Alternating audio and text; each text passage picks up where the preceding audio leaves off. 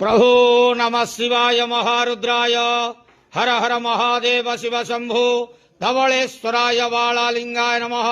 दीपं यदि परं ब्रह्म दीपं यदि जनार्दनः दीपहरति मे पाप पूजा दीप नमस्तुते। अहे धवलेश्वराय वालालिंग महाप्रभु संसार सुखी रखंतु।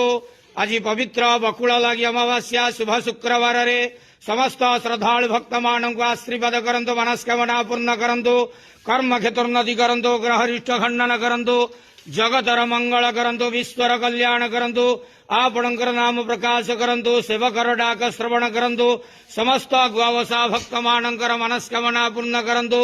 जो जो भक्त माने आपणक पाखरे मानसिक रखिजंती तांका मानसिक पूर्ण करंतु। बाबा धवलेश्वराय वालालिंगाय नमो नमः। संसार सुखी रखंतु आनंदे गवार हरि बोलो।